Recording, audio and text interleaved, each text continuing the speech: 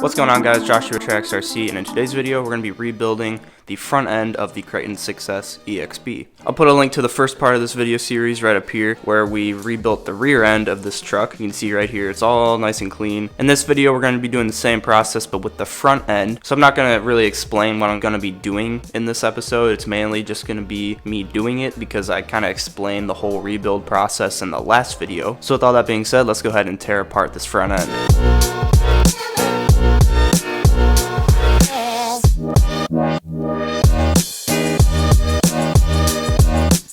Alright, so I just got the front end detached from the chassis, and yeah, now the chassis is the last thing that we gotta clean, but what is going on there? Why is that servo so crooked? See, that's why we're doing this. That is not right. But right now, we are focused on the front end, and just look at that diff. It looks the same as the rear. Yeah, I mean, there's nothing in there, but let's go ahead and rip this thing apart.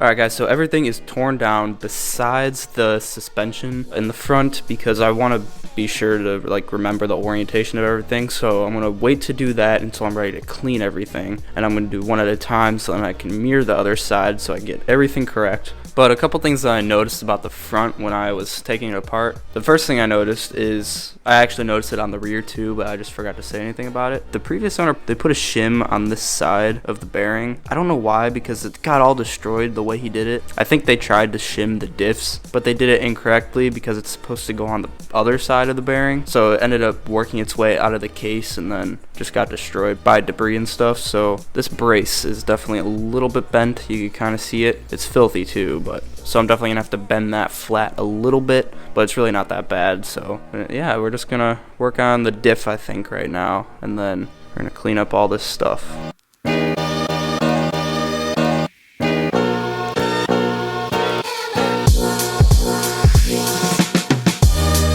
Alright, so I got the diff rebuilt. I'm just waiting for the air bubbles to settle. But something to mention really quick is that it didn't even have a seal for the diff. Plus there was no oil, so this diff has probably never been maintained before. And I also noticed that some of the plates for the LSD were mismatched. Like the ones on the ring gear side was a different orientation than the ones on the other side of the diff. So someone took it apart at one point and they did not put it together correctly. But everything is in good shape still, so once these air bubbles come up to the surface, I'm gonna work on putting the diff back together and then cleaning all the other parts.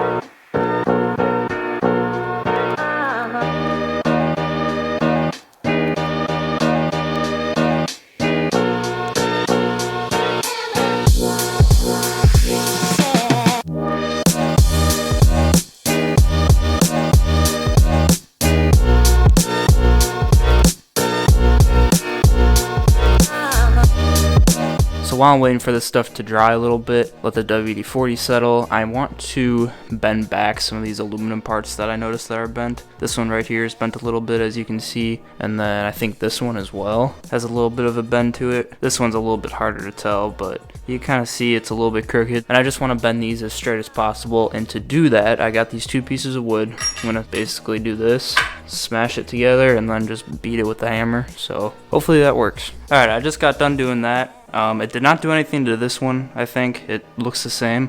I feel like it worked a little bit on this steering piece though. It's still a little bit bent, but it's definitely a lot better. So I'm pretty happy with that, but we just gotta wait for these to dry a little bit, and then we can start reassembling this part of the front end. I still have this side of the suspension all put together because I want to remember the orientation of the other side.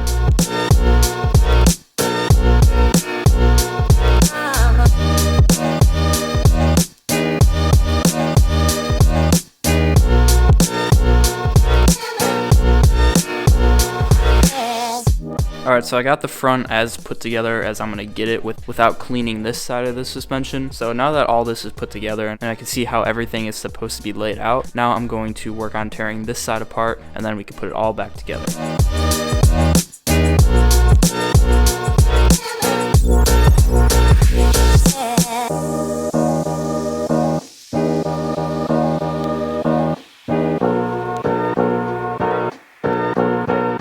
Alright, so I feel like I should share this with you guys. Basically, when I was washing all the other suspension parts and WD-40ing them, I realized that I forgot to do this steering link. I wanted to clean up the rod ends a little bit and spray some WD-40 on them. So I just got done spraying the WD-40 on them, and I noticed on this one, from when I had to heat up this bolt to get the Loctite to break free, it got a little bit burned because of the way this was sitting after I heated it up with my little mini torch here. That's actually very convenient. After I did that, I wasn't paying attention and I must have left it right there in that position, and it just kind of melted the rod end. So now I'm just trying to heat up that plastic a little bit so then maybe I could bend it back. It should work. I just got to be careful that I don't melt the entire rod end, and if I do, I'm gonna have to replace it.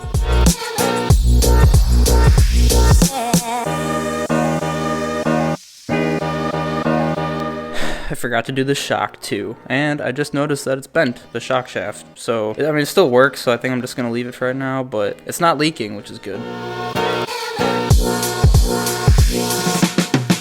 Alright, so I took the spring off the shock to clean everything a little bit better, and I noticed that because of the bend in the shock shaft, it does not allow it to go all the way in, so I'm going to try and straighten it out a little bit. I mean, I'm not really too worried about being too perfect. I just want it to be able to go all the way in the shock, because yeah, that's not really going to work out too well. It's pretty bent, so yeah, we're going to try and fix this. Alright, so here's the bend we're working with. So I was thinking about just putting it in the vise right here. If it doesn't work, I'm going to try what I did earlier with bending back these steering plates with the 2 pieces of wood and the mallet. Again, I don't know, because this is rounded, it's not going to lay flat, so it might be hard to like get it to bend a certain way. So we're going to try this first, and hopefully it works. Alright, so this is the little contraption I got going. I can bend the shock shaft, but it's not going anywhere. I've been doing this for a while, and once I take all this stuff out, you know what? It actually might have did a little bit. Maybe. No, it looks about the same. Alright, let's try the wood. Alright, that ain't gonna work either. I'm just gonna try doing it by hand now with pliers, I think.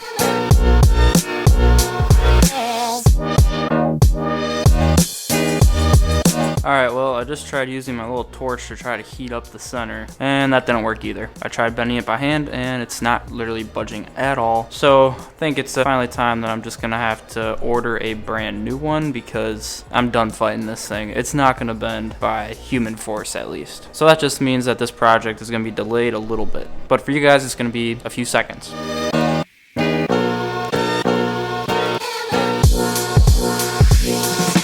Alright, so the front end is all finished up. As you can see here, it looks really good. Pretty spotless if you ask me, but a few things that I want to point out, pretty much the issues that I had. You guys saw I found a bent shock shaft. Whoop, just dropped it. So I went ahead and replaced it, and I got a 2-pack. And I don't know why, because it's the same part number, but the new one on the left side is actually just a tad bit shorter. I mean, it's like a millimeter or 2 shorter, so I really don't think it's going to be that noticeable. And with the shocks, I went ahead and actually rebuilt both of them up front and put 50 weight shock oil in them. I think I'm going to do the same thing in the rear once I'm done with this portion of this video, just to make sure that all the shocks are rebuilt, because I didn't do that in the last video where I did rebuild the rear end. But since I had to do one, I might as well do them all, because it really doesn't take that long. And then, as you guys know, I ended up burning this rod end a little bit by accident. You can see that I kind of patched it up really well, and it really doesn't look bad, and I think it's gonna be fine. And then I also found a small sliver in this A-arm right here. I am gonna have to replace it if I plan to do any big air bashing, which I do plan to do. I want this thing to be as strong as possible, so new A-arms are definitely on the list, for the front at least. And then another thing that I noticed is with the A-arms again, as you can see on this side, it has this red end cap as well as a washer, and on this side it doesn't have either of those. So I don't know, I don't really think it's going to affect anything. Yes, not everything is attached, like the front bumper and the body mounts, because those need to stay off, I think, when I reconnect the front end to the chassis, and I still have to clean the chassis. So that's going to be in part 3, which is the final part of this video series, where we are rebuilding the Kraton 6S. The last thing I want to mention about the front end here is the steering. I don't like how rough it is. I mean, you can't really tell from steering it at the hub there, but if I kind of mimic the feel of what the servo goes through and I turn it from the bell crank, I mean, that's kind of stiff. Like, I'm gonna need a more powerful servo, I think, at some point, because I just don't see it working that well. I know I already hate how the steering is. It's very hard to turn, especially left turns, which I could see why, because I could tell that there's more tension the more you turn left, whereas right, it's actually easier. So yeah, we're gonna have to look into a upgraded servo in the future. I think that's gonna be it for the front end. There's not much else I have to say about it, so I hope that you guys enjoyed this video. Make sure you stay tuned for part 3, and yeah, the Kraton success is coming a long way. I'm excited to see what it looks like when it's all put together and once we get all the halves put together, or I should say thirds. But yeah guys, if you enjoyed this video, leave a like, share it with others so I can grow my channel, and with that, I'll see you guys in the next video on Trax RC.